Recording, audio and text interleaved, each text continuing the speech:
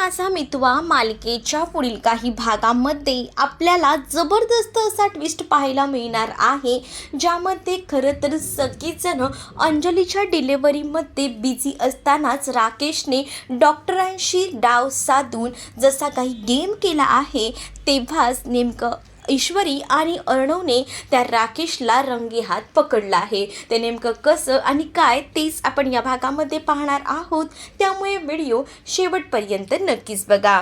सगळ्यात आधी आपण पाहतो की ईश्वरी आणि अर्णव या दोघांनी आता एक निर्णय घेतलेला असतो, कारण डॉक्टरांनी त्यांच्यावर तो निर्णय टाकायला दिलेला असतो. कारण पहिल्यांदा डॉक्टरांना असं वाटत असतं की अंजलीचा नवरा असेल, पण नवऱ्याचं ऑलरेडी ॲक्सिडेंट झाल्यामुळे तो काही तिथे सांगण्यासाठी नव्हतं.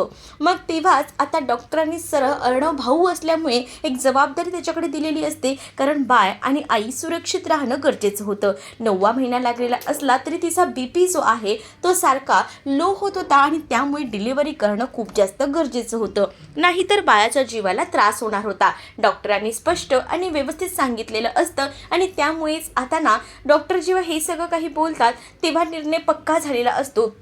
डॉक्टरांनी आता ठामपणे सांगून टाकलेलं असतं की बघा, विचार करा तुम्ही आणि विचार करून मला सांगा. मग आता अर्णवला ईश्वरीने समजवलेलं असतं की आपल्याला बाळ आणि ताई दोघेही महत्त्वाचे आहेत, त्यामुळे आपण विचार करून वेळ वाया नको घालवूया. आपण डॉक्टरांना हे सगळं सांगून टाकूया की डिलिव्हरी होऊ दे, सीझर झाली म्हणून का होईना मी नंतर अंजलीताईंची काळजी घेईन. अंजलीताई नाही बोलत असल्या तरीसुद्धा त्यांच्या मागे पुढे जाऊन मी त्यांची काळजी घेईन, असं देखील ईश्वरीने आता अर्णवला वचन सांगितलेलं असतं. त्यामुळे आता अर्णव विचार करतो की ठीक आहे, जर ईश्वरी म्हणते ती साथ द्यायला तयार आहे, तर आपण डॉक्टरांना जो काही त्यांचा जो वेळ आहे तो मागितलेला होता तो पूर्ण झालेला होता आणि म्हणूनच त्यांनी त्यांचे जे काही गोष्टी आहेत त्या डॉक्टरांना सांगून टाकलेल्या होत्या. डॉक्टरांना आता सांगितल्यानंतर आता डॉक्टर लगेचच डिलिव्हरीची पूर्ण तयारी करून घेतात, कारण वेळ बिलकुलही वाया घालवायचा नसतो आणि हे अंजलीच्या बाळासाठी धोकादायक होतं आणि त्याचसाठी ती लोक मागचा पुढचा विचार न करता त्याचा लगेच निर्णय घेतात.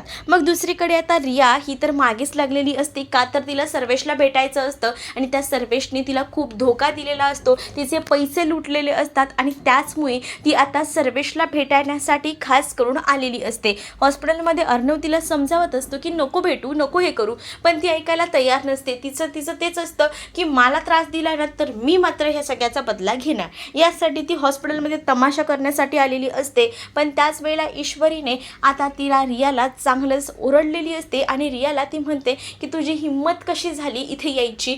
मुळात मला आत्ता कळलेलं आहे की तू त्या राकेशची गर्लफ्रेंड आहेस, मान्य आहे तुलाही त्याने फसवलंय, पण इथे आमची खूप मोठी फसवणूक झाली आहे. आमच्या अंजलीताई प्रेग्नेंट आहेत, त्यांनी आता त्यांच्या डिलिव्हरीसाठी नेलं आहे आणि आता तू इथे येऊन तमाशा करणार आहेस का? पुन्हा काहीतरी त्रास होणार, अंजलीताईंच्या जीवाला धोका होणार आणि अंजलीताईंना काही झालं ना तर त्याला सर्वस्वी तू जबाबदार असशील, असं देखील ईश्वरीने आता डायरेक्टली रियाला सांगितलेलं असतं.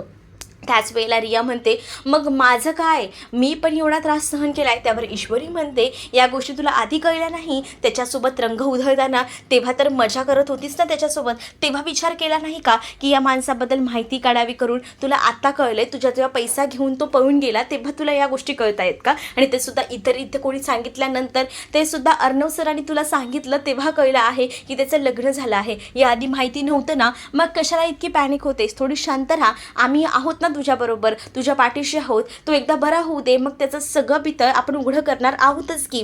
वल्लरी लांबून हे सगळं बघत असते. मग वल्लरी ना आता मोबाईलमध्ये फोटो काढत असते, कारण तिला आता पुढे जाऊन हा फोटो कामात येणार असतो. ईश्वरी रिया अर्णव बोलत आहेत तो त्याचा कधीतरी वापरता येईल या गोष्टीने तिने आता मोबाईलमध्ये पटकन फोटो काढलेला असतो. दुसरीकडे आता डॉक्टरांची ये जा आत बाहेर सुरू असते, कारण डॉक्टरांनी डिलिव्हरीला घेतलेलं असतं अंजलीला आणि डॉक्टरांनी सांगितलेलं असतं अंजलीचा जीव थोडा धोक्यात आहे, आम्ही एकाला कोणाला तरी वाचवू शकतो. त्यामुळे अर्णवचा जीव नुसता वर खाली होत असतो, कारण तिचं जे काही प्रकरण असतं, म्हणजे अंजलीला टेन्शन असतं ना, तिचा नवरा कोमात गेला या गोष्टीचं. मग तिला असं वाटतं की राजेश वाचेल की नाही, या सगळ्या टेन्शनमध्ये तिचा BP जो आहे तो लो होत असतो. पण इकडे ईश्वरी अर्णवला सावरत असते, सगळं काही चांगलं होईल असं सांगत असते. डॉक्टरसुद्धा आता त्यांच्या परीने प्रयत्न करत असतात. त्यांनाही थोडं वाटत असतं की कसं होईल, का होईल. तर इकडे ईश्वरी मात्र गणूबाप्पाकडे हात हात जोडत असते आणि गणू बाप्पाला म्हणत असते की बाप्पा आता तूच या सगळ्यातून काहीतरी मार्ग काढ. काही झालं ना तरीसुद्धा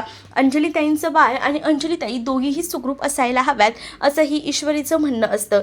सगळीच जण बाहेर थांबलेली असतात कारण ICUमध्ये डिलिव्हरी सुरू असते. ICUमध्ये डिलिव्हरी सुरू असतानाच आजी, मामा, आकाश, वल्लरी सगळ्यांनाच टेन्शन असतं की योग्य व्यवस्थित काही होईल का. जरी बाळाला काही झालं तरी अंजली अजून मोडून जाईल कारण एवढे महिने बाळाला पोटात वाढवलं आहे आणि त्यानंतर राकेशची ही अवस्था आणि त्यात हे सगळं काही झाल्यानंतर तिला जेव्हा ह्या गोष्टी कळतील तेव्हा तिला त्रास होऊ शकतो असंही कुठेतरी वाटत असतं. आणि म्हणूनच ना खूप जास्त इकडे आजीलाही टेन्शन आलेलं असतं. पण डॉक्टर आता बाहेर येतात आणि सांगतात की तुम्हाला आनंदाची बातमी द्यायची की मुलगी झाली आहे. मुलगी झाली आहे म्हटल्यावर आता अर्णवला इतका आनंद होतो कारण अर्णवला भाचीच हवी होती. कारण ईश्वरी आणि अर्णवची नेहमी भांडणं चालायची की मला मुलगी हवी, मला मुलगी हवी, मला भाची हवी बस. पण इथे ईश्वरीला भाचा हवा होता त्यामुळे त्यांच्यात भांडणं चालायची. आणि ह्यामुळेच ना आता अर्णवला जेव्हा कळतं की मुलगी झाली आहे तेव्हा तो खूप जास्त खुश असतो. अंजलीलाही शुद्ध वगैरे येते, अंजली व्यवस्थित होते, अंजलीच्या हातात बाळ असतं. अर्णव ईश्वरी बाळ बघायला जातात पण ईश्वरी अर्णवला ती बाळ बघू देत नसते. ती सरळ सांगते तुमच्या दोघांची सावलीही माझ्या बाळावर पडू देणार नाही आहे मी. पण ईश्वरीने अर्णवला एक चांगली युक्ती दिलेली असते की तुम्ही ना मस्तपैकी आपण डॉक्टर आणि नर्सच्या गेटअपमध्ये जाऊया, बाळाला घेऊया हातात, बाळाला बघूया. आणि बाळाला बघून ना अर्णवच्या चेहऱ्यावर एक मस्त अशी स्माईल आलेली असते आणि त्यातच ईश्वरी अर्णवला म्हणते बघितलं का आपलं हे स्वप्न पूर्ण झालेलं आहे. पण त्याच वेळेला अर्णव ईश्वरीचे या सगळ्यासाठी आभार मानत असतो कारण ही सगळी जी भेट होती ती फक्त तिच्यामुळे घडून आलेली होती.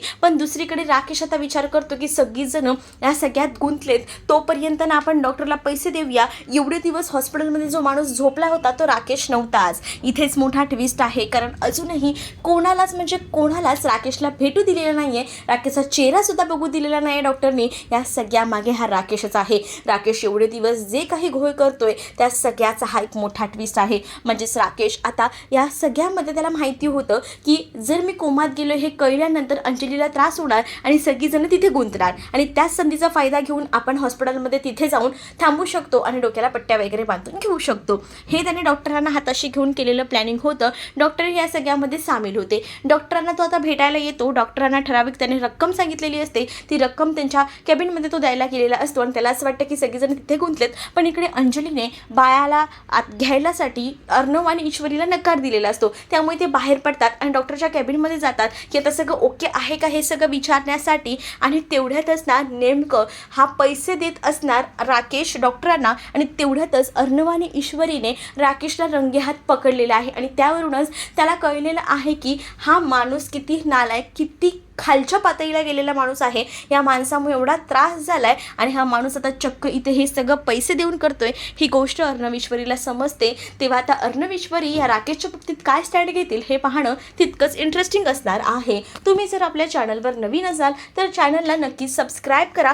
चला तर मग भेटूया पुढच्या भागामध्ये. तोपर्यंत टाटा बाय. व्हिडिओ आवडला असेल तर व्हिडिओला लाईक करायला विसरू नका.